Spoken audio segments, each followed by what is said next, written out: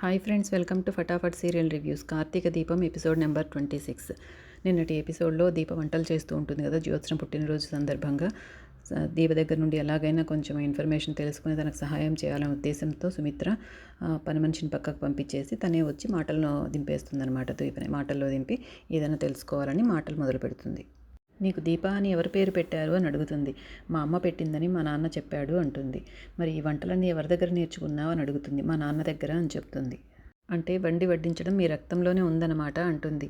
అది మీ రక్తంలోనూ ఉంది, మీ రక్తంలో కూడా ఉందమ్మా.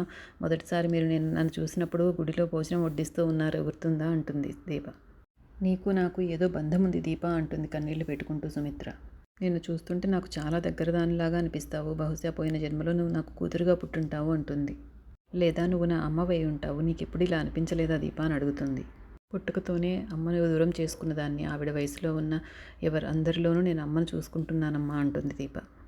మీలో కూడా అమ్మనే చూసుకుంటానమ్మా అని చెప్తుంది. తర్వాత శౌర్య వాళ్ళ నాన్న ఏం చేస్తుంటారు అని అడుగుతుంది. డ్రైవర్ అంటుంది. అంటే మీ ఆయన డ్రైవరా అని అడుగుతుంది. అతను ఎక్కడుంటాడు అని అడుగుతుంది. ఆ మాటలు మరిపిస్తూ దీప అమ్మ కూరలో ఉప్పు సరిపోయిందేమో చూడండి అంటూ ఏదో కూర వేస్తుంది. నాకు కావలసిన సమాధానం ఇది కాదు. ముందు మీ ఆయన ఏం చేస్తుంటాడో చెప్పు, ఎక్కడ ఉంటాడో చెప్పు అని అడుగుతుంది. నాకు కావాల్సిన వివరాలు చెప్పు అని దీప మాటల్లో మార్చేస్తూ ఉంటుంది. అయినా కూడా సుమిత్ర వదలదు. నేను జ్యోత్స్నని ఇంకా ఏమైనా కావాలేమో అడుగొస్తానంటూ దీప అక్కడ నుండి వెళ్ళిపోతుంది, ఎంత పిలుస్తున్నా వినకుండా. ఇలా నువ్వు నీ బాధల గురించి, నీ భర్త గురించి చెప్పుకుంటే నాకు ఎలా తెలుస్తుంది? నేను ఈ విధంగా నీకు సహాయం చేయగలను అని మనసులో అనుకుంటుంది సుమిత్ర. తర్వాత కార్తీక్ పారిజాతం దగ్గరకు వచ్చి, పారు ఏంటి నువ్వు చేస్తున్న పని? జ్యోత్స్నకి చెప్తానంటున్నావు కానీ నువ్వు చెప్పడం లేదు. ఇంట్లో అందరూ పెళ్లి ముహూర్తాల దాకా కూడా వచ్చేసారు అంటుంది. అది కాదురా, ఈరోజు జ్యోత్స్న బర్త్డే కదా, ఎందుకు తనని బాధ పెట్టడము అని అంటుందన్నమాట. బర్త్డే నేను మాత్రం ఆగలేను, నేను నిజంగా చెప్తున్నాను. నేను జ్యోత్స్న మాత్రం నా జీవితంలోకి రాదు అంటాడు. జ్యోత్స్న నీకు ఎందుకు నచ్చడం లేదో నాకు అర్థం కావడం లేదు కార్తీక్ అంటుంది పారు. అప్పుడు అత్తయ్య, నువ్వు, నానమ్మ, తాతయ్య మీరంతా నాకు ఎలాగనో జ్యోత్స్న కూడా అలాగనే అంతే. పెళ్లి చేసుకునే ఉద్దేశం, అలాంటి ఫీలింగ్స్ నాకు లేవు అంటాడు. చిన్నప్పటి నుండి కలిసి పెరగడం వల్ల భార్యాభర్తల్లాగా మెరగలేము. చిన్నప్పటి నుండి మీరందరూ దాని మనసును పొల్యూట్ చేశారు. భర్త నేను కార్తీక్ నీ మొగుడు అని చెప్పి అలా చెప్పకూడదు అంటాడు. నువ్వు పెళ్లి ముహూర్తాలు ఆపి అందరితో ఈ విషయం చెప్పలేదంటే నేనే అందరితో చెప్పాల్సి వస్తుంది అంటాడు కార్తీక్. తర్వాత దీప వంటలు అన్నీ రుచి చూసి డైనింగ్ టేబుల్ దగ్గర అందరూ చాలా బాగా మెచ్చుకుంటారనమాట. జ్యోత్స్న వాళ్ళమ్మ, జ్యోత్స్న వాళ్ళ నాన్న అందరూ శౌర్య చెప్పిన దానికంటే 10 రెట్లు చాలా బాగా చేసావు, ఇన్ని రకాల వంటకాలు ఇంత త్వరగా చేయగలిగావు అని మెచ్చుకుంటారు బాగా. తర్వాత సుమిత్ర, కార్తీక్ ఇలారా, నీకు ఒక విషయం చెప్పాలి, దానికంటే ముందు నువ్వు ఈ పాయసం టేస్ట్ చేయి అనేసి గిన్నెలో పాయసం వేసిస్తుంది కార్తీక్. కార్తీక్ పాయసం టేస్ట్ చేసి చాలా స్పెషల్గా ఉందత్తా, ఎవరు చేశారు అని అడుగుతాడు. దీప అని చెప్తుంది. అవును కార్తీక్, దీపనే చేసింది ఈ పాయసము.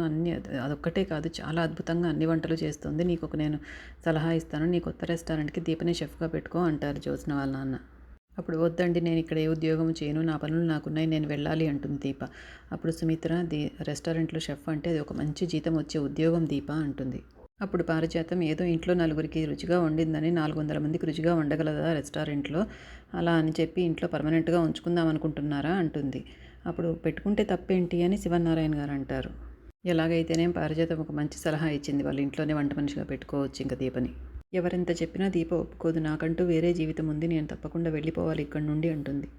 దీపకి ఏదో ఒక రూపంలో సహాయం చేయాలనుకున్నాను, కానీ దీప వెళ్ళిపోవాలని మొండిపట్టు పడుతోంది. దాన్ని ఎలా ఆపాలి అని సుమిత్ర అనుకుంటుంది. ఇంతలో శౌర్య అమ్మ అంటూ పరిగెత్తుకుంటూ వచ్చి వాళ్ళ అమ్మను హత్తుకుంటుంది.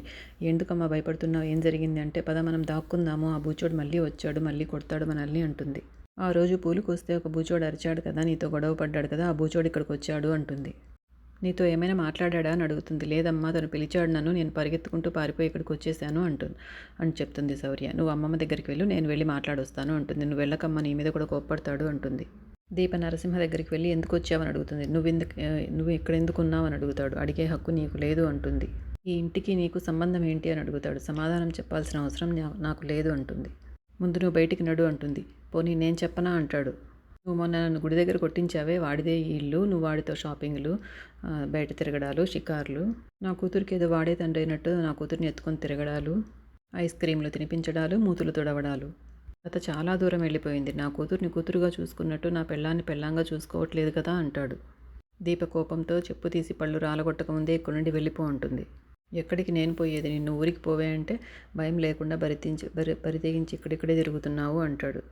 నువ్వు మాత్రం ఇక్కడ ఉండని అవసరమే లేదు, నువ్వు ఊరు వెళ్ళిపో వెంటనే, నువ్వు ఇక్కడ ఉంటే నా శోభ నాతో ఉండనంటుంది అంటాడు. వెళ్ళి నా కూతుర్ని తీసుకురా, అది నన్ను చూసినా కూడా గుర్తుపట్టడం లేదంటే దానికి నేను ఎవరో తెలియదనమాట. ఒక రకంగా అది కూడా మంచిదేలే, నా కూతుర్ని తీసుకొని నువ్వు ఇక్కడ నుండి వెళ్ళిపో అంటాడు. ముందు నిన్ను దాన్ని బస్సు ఎక్కిస్తే కానీ నేను ప్రశాంతంగా మందే కాదు మంచినీళ్ళు కూడా తాగలేకపోతున్నాను అంటాడు. మర్యాదగా రా అంటూ చేయి పట్టుకొని లాగుతాడు దీప. అప్పుడు దీప చెంప మీద కొడుతుంది నరసింహను. దీప కాదు, సుమిత్ర వస్తారు. అప్పుడు సుమిత్ర గారు వచ్చి చెంప మీద కొట్టి నువ్వు మనిషివా పశువా అంటుంది. ఎవడరా నువ్వు అని అడుగుతుంది. అందరూ కొట్టి అడగడమేనా, కొట్టకుండా ఎవరు అడగరా అంటాడు వాడు. కొట్టడం కాదురా నిన్ను, నువ్వు ఎవరో చెప్పకపోతే, నువ్వు దీపతో ఎందుకు అలా తప్పుగా ప్రవర్తిస్తున్నావో చెప్పకపోతే ఈ ఇంటి గేటు దాటి కూడా నువ్వు బయటికి వెళ్ళలేవు అని బెదిరిస్తుంది. నేనే నీ మెడలో తాలిగట్టిన మొగుడిని అని చెప్పు అంటాడు. వీడు చెప్పేది నిజమేనా దీప అని అడుగుతుంది. దీప ఏం పలకదు. నువ్వు కాదని ఒక్క మాట చెప్పు, వీడిని ఏం చేయాలో నేను చూసుకుంటాను అంటుంది. ఏంటి మేడం ఇంకా మీకు అర్థం కాలేదా? దీప సైలెన్స్ చూస్తే. ఇక దీప మీ ఇంట్లో ఉండదు అంటాడు. ఇక దీప మీ ఇంట్లో ఉండదు, తీసుకెళ్ళిపోవడానికి వచ్చాను, ఏ పద అంటాడు. ఆగరా అంటుంది. దీపను ముట్టుకున్నావంటే నీకు ఆ చెయ్యి కూడా ఉండదు, జాగ్రత్త అంటుంది. నువ్వు దీప మొగుడివైనా సరే నీతో దీప రాదు అంటుంది. రాదని చెప్పడానికి మీరెవరు అంటాడు. నేను దీప తల్లిని అంటుంది. దీప నా కూతురు నీతో రాదు అనేసి దీపని దగ్గరికి తీసుకుంటుంది. ఆ మాటలకు దీప కళ్ళల్లో నీళ్లు తిరుగుతాయి. తన తల్లిని అని చెప్తుంది కదా, అందుకనేసి. అంతలో ఎపిసోడ్ అయిపోతుంది. ఇక నెక్స్ట్ ఎపిసోడ్లో ఏం జరుగుతుందో రేపు తెలుసుకుందాం. తప్పకుండా ఫటాఫట్ సీరియల్ రివ్యూస్ని సబ్స్క్రైబ్ చేసుకోండి ఫ్రెండ్స్. Thanks for watching.